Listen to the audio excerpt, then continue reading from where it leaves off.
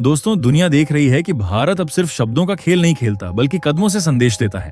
पहले पाकिस्तान, फिर अजरबैजान, उसके बाद तुर्की और अब बारी है बांग्लादेश की।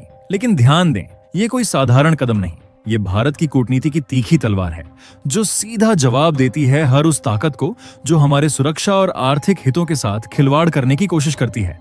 भारत की विदेश नीति अब पहले जैसी नरम और धीमी नहीं रही। अब हर कार्रवाई सटीक, तेज और स्पष्ट है। तुर्की के आर्थिक कदमों के जवाब में हमने अपना रुख दिखाया और अब हमारा फोकस बांग्लादेश पर है। इस बार भारत ने 4 बड़े रणनीतिक फैसले एक साथ लागू किए। सबसे अहम, नॉर्थ ईस्ट की सीमा पूरी तरह सील। अब न सिर्फ आवागमन रुका है बल्कि व्यापारिक गतिविधियां भी ठप। इसका असर सीधे असम, मेघालय, त्रिपुरा, मिजोरम और नॉर्थ बंगाल पर पड़ रहा है। भारत ने यह कदम तब उठाया जब संयुक्त राष्ट्र ने हमारे देश पर नजरें गड़ाई थीं कि हम रोहिंग्या और बांग्लादेशी शरणार्थियों को बाहर कर रहे हैं। लेकिन भारत ने स्पष्ट कर दिया कि यह हमारी आंतरिक नीति का मामला है और अब हमारी विदेश नीति और भी सख्त और निर्णायक हो गई है। दोस्तों, इस पूरे ऑपरेशन के पीछे जो मास्टरमाइंड है वह अब सामने आया है। पूरा सच, पूरा खेल और क्या रणनीति अपनाई गई, इस वीडियो में हम आपको बताएंगे, तो चैनल पर बने रहें। लेकिन उससे पहले अगर आप वीडियो देख ही रहे हो तो बस 1 सेकंड निकालकर लाइक बटन दबा दो और चैनल को सब्सक्राइब कर लो। आपके लिए 1 सेकंड होगा, लेकिन हमारे लिए बहुत बड़ी मदद है। दोस्तों, अब भारत ने साफ कर दिया है, हमारी सीमाओं में कोई अवैध गतिविधि बर्दाश्त नहीं होगी। बीएसएफ को आदेश मिल चुके हैं, हर संदिग्ध पर तुरंत कार्रवाई होगी। ना चेतावनी, ना समझौता। लेकिन कहानी सिर्फ सीमा तक सीमित नहीं, यह एक रणनीतिक मोड़ है जहां भारत ने अपनी नॉर्थ ईस्ट की सुरक्षा और आर्थिक नियंत्रण दोनों को मजबूत किया। भारत ने नॉर्थ ईस्ट की सीमाओं को पूरी तरह सील कर दिया। साथ ही बांग्लादेश से आने वाले कई उत्पादों पर कड़े प्रतिबंध लगाए गए। रेडीमेड कपड़े, लकड़ी का फर्नीचर, प्लास्टिक और पीवीसी आइटम, फलों का रस, चिप्स, बिस्किट और सूती धागे। पहले यह व्यापार सालाना 1000 करोड़ रुपए का था, अब इसका बड़ा हिस्सा रोका गया है। जरूरी सामान जैसे मछली, एलपीजी, खाने का तेल और ट्रांजिट माल को ही छूट दी गई है, बाकी सब पर रोक। इसका मतलब साफ है, भारत अब सीमा पर नाकेबंदी और व्यापार नियंत्रण के जरिए संदेश भेज रहा है। दोस्तों, क्यों यह कदम उठाना पड़ा? क्यों वह पड़ोसी जो कभी भाई की तरह था अब भारत के भरोसे का गलत फायदा उठा रहा था? धीरे धीरे ढाका ने भारतीय व्यापार पर रुकावटें डालनी शुरू कर दी। परमिट में देरी, नए टैरिफ और कस्टम में भेदभाव। इसके असर से नॉर्थ ईस्ट के छोटे उद्योगों को भारी नुकसान हुआ। लेकिन भारत ने सोचा, अब जवाब उसी की भाषा में दिया जाएगा। नॉर्थ ईस्ट पहले से ही देश के बाकी हिस्सों से कटा हुआ इलाका है। सस्ते बांग्लादेशी उत्पाद आसानी से घुस जाते थे, लेकिन भारतीय सामान वहीं बॉर्डर पर अटक जाता था। यह असंतुलन अब खत्म। भारत ने नॉर्थ ईस्ट को स्वावलंबी बनाने का लक्ष्य तय किया और जैसे ही चीन के मंच से बांग्लादेश ने बयान दिया, नॉर्थ ईस्ट इंडिया का एकमात्र रास्ता बांग्लादेश से होकर जाता है, भारत ने तुरंत सर्जिकल योजना लागू की। दिल्ली से ग्रीन सिग्नल मिला और कुछ ही हफ्तों में ऐतिहासिक फैसला आया। शिलांग से सिलचर तक नई हाई स्पीड सड़क परियोजना मंजूर। लागत करीब 3000 करोड़ रुपए। ये सड़क नॉर्थ ईस्ट को म्यांमार के रास्ते सीधे समुद्र से जोड़ेगी। अब भारत अपनी सप्लाई लाइन के लिए बांग्लादेश पर निर्भर नहीं रहेगा। दोस्तों, ये कोई सामान्य इंफ्रास्ट्रक्चर प्रोजेक्ट नहीं है, ये कूटनीति की सर्जिकल स्ट्राइक है। सीमा सुरक्षा, आर्थिक नियंत्रण और रणनीतिक स्वतंत्रता, तीनों का संगम। और यही है भारत की नई नीति, सख्त, निर्णायक और साफ। दुनिया को अब क्लियर मैसेज मिल गया है, भारत अब सिर्फ देखने वाला नहीं बल्कि अपने रास्ते खुद बनाने वाला देश है। जो कोई भी हमारी सीमाओं या आर्थिक मजबूरी का फायदा उठाने की कोशिश करेगा, उसे अब नजरअंदाज नहीं किया जाएगा। बांग्लादेश के लिए यह झटका बड़ा था। उनका काफी बिजनेस भारत के ट्रांजिट और सीमा मार्गों पर टिका था। लेकिन भारत ने सिर्फ रास्ता बंद नहीं किया, बल्कि नॉर्थ ईस्ट को जोड़ने के लिए वैकल्पिक रोड्स और पोर्ट्स जल्दी से तैयार करना शुरू कर दिया।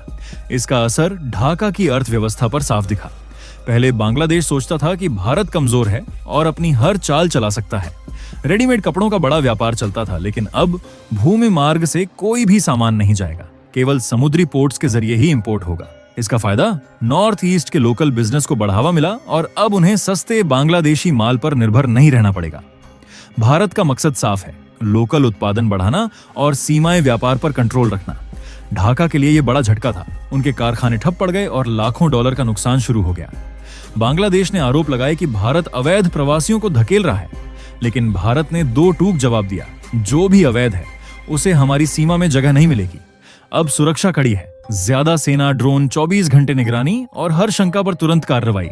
और ये सब जमीनी कार्रवाई तक सीमित नहीं है।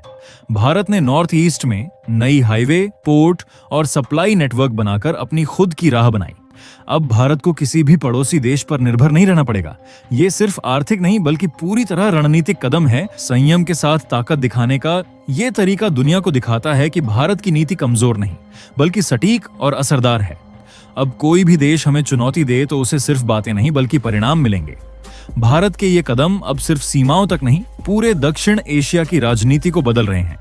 ढाका अब समझ गया है, दिल्ली का धैर्य अनंत नहीं बल्कि सशक्त और असरदार है। इस पूरे खेल का सबसे मजेदार हिस्सा वही मोड़ था जिसकी भनक ना तो चीन को लगी, ना पाकिस्तान को और ना ही बांग्लादेश की खुफिया एजेंसियों को।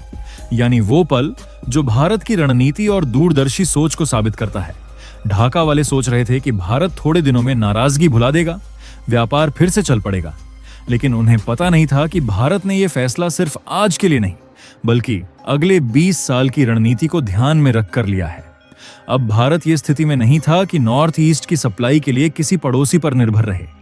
ढाका को तब समझ आया जब भारत ने न सिर्फ नई सड़कें और हाईवे प्रोजेक्ट्स शुरू किए बल्कि नॉर्थ ईस्ट को अपने बंदरगाहों से सीधे जोड़ने का काम भी फास्ट ट्रैक पर डाल दिया। इससे संदेश साफ था, बांग्लादेश अब सिर्फ व्यापार में भारत के लिए जरूरी नहीं बल्कि रणनीतिक रूप से भी अप्रासंगिक हो चुका है। ये समझते ही ढाका वाले हक्का बक्का रह गए, क्योंकि चीन के कर्ज जाल में फंसा उनका देश अब भारत जैसी तेजी से बढ़ती ताकत के सामने कोई चाल नहीं चला सकता। लेकिन भारत ने बस इतना ही नहीं किया, उसने सीमावर्ती इलाकों में स्पेशल सिक्योरिटी जोन बनाए, पूर्वी कमान के सैन्य स्ट्रक्चर को अपग्रेड किया और सुरक्षा को टॉप प्रायोरिटी बना दिया। अब पूरे 24 के 24 घंटे ड्रोन निगरानी, मोशन ट्रैकिंग सिस्टम और बीएसएफ की रैपिड इंटरवेंशन यूनिट्स के साथ बांग्लादेश सीमा पर चौकसी इतनी सख्त हो गई कि अवैध घुसपैठ लगभग नामुमकिन हो गई। ढाका को महसूस हुआ कि भारत सिर्फ दबाव बनाने वाला नहीं है बल्कि उसने एक स्थायी सुरक्षा ढांचा तैयार कर दिया है जो आने वाले समय में उसकी नॉर्थ ईस्ट की सुरक्षा की गारंटी है। दोस्तों, असली ट्विस्ट तो अभी बाकी था। भारत का यह कदम सिर्फ ढाका को हिलाने वाला नहीं था बल्कि चीन की नींद भी उड़ा देने वाला था। बीजिंग सोच रहा था, वाह, भारत तो दक्षिण एशिया में घेरा बनाकर घिर रहा है। श्रीलंका, पाकिस्तान, नेपाल और अब बांग्लादेश, सब जगह चीन की पकड़ मजबूत हो रही थी। लेकिन भारत ने अचानक गेम बदल दिया। म्यांमार, थाईलैंड, इंडोनेशिया और वियतनाम के साथ बैक टू बैक डील्स की, रक्षा, व्यापार और इंफ्रास्ट्रक्चर में। यानी चीन का दक्षिण एशिया का प्लान बिखर गया। अब बांग्लादेश समझ रहा था कि भारत सिर्फ नाराज नहीं है बल्कि पूरे खेल को रीरूट करने वाला है। ढाका ने दबाव में आकर संयुक्त राष्ट्र में बयान दे दिया और पाकिस्तान से दोस्ती बढ़ा ली, पर यह भारत के लिए साफ अविश्वास था। भारत ने जवाब दिया, हम झुकने वाले नहीं हैं। और फिर शुरू हुआ असली तूफान। एक ही हफ्ते में भारत ने 3 बड़े फैसले लिए। पहला, नॉर्थ ईस्ट के लिए ट्रांस हिमालयन कॉरिडोर की मंजूरी। दूसरा, सिलीगुड़ी दक्षिण सिक्किम हाईवे का अपग्रेड। तीसरा, त्रिपुरा को सीधे समुद्र से जोड़ने के लिए विशाल इंफ्रास्ट्रक्चर प्रोजेक्ट। इन कदमों से बांग्लादेश अब भारत की सप्लाई लाइन के लिए उतना जरूरी नहीं रहा। दशकों की निर्भरता अब भारत की ताकत बन गई। पर कहानी यहीं खत्म नहीं हुई। भारत चुपचाप दक्षिण एशिया का नया सुरक्षा नेटवर्क बना रहा था। नाम था इंडो ईस्टर्न सिक्योरिटी कोऑपरेशन। इसमें बांग्लादेश को छोड़कर हर पड़ोसी देश शामिल हुआ।